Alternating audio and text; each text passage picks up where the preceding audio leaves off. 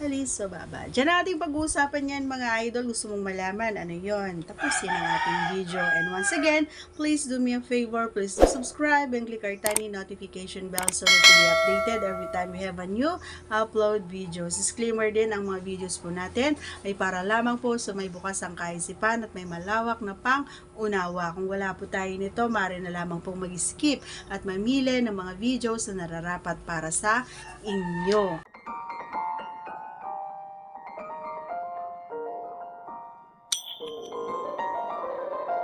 Okay. Sa iba, inaalis talaga, no, mga idol, kasi may mga reason sila, takot sila sa obligasyon, ayaw pa nila ganun, hindi pa sila ready, pero gusto lang nilang magpakasaya, gusto lang nilang maranasan, ma-experience na maging, alam mo yun, na maramdaman yung saya, yung sarap, yung enjoyment, ganyan. So, kanya-kanya tayo ng reason. Pero para sa akin, syempre, alam naman na natin kung ano yung mga magiging consequences, di ba? So, kahit noon pa naman, mas gusto ko talaga yung binababad siya. Minsan nga pagising ko nandun pa. Maliban lamang kapag lumit na siya. So, wala tayong choice kundi umalis na lang. Kasi nga, wala na eh. Natulog na siya, so kakapiranggot na siya. Dati ganun siya, tapos nga, di ba, bigla na lang, wala na! Ayan, kahit yung mismong pinaka head part niya ay wala na. Naalis na talaga siya. Nakadampi na lang siya sa ibabaw dun sa labi. So wala tayong choice. Pero para sa akin, gusto ko babad talaga siya. Kasi nga minsan, di ba, pagod na pagod tayo, lalo kapag ako nagtrabaho, pagod na pagod ako. Minsan hindi ko talaga inaalis.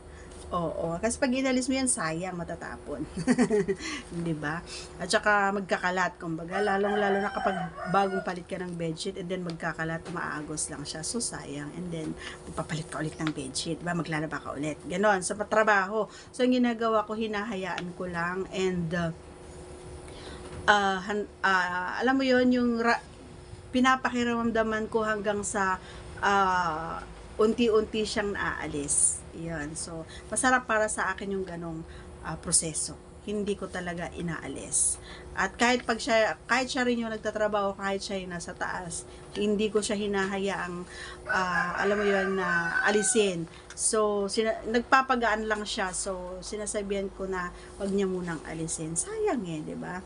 So that's all for today's video. Once again, if you are not yet connected, please do subscribe and click our tiny notification bell so that you'll be updated every time we have a new upload videos. Thanks for watching, everyone. See you again on our next vlog. Bye!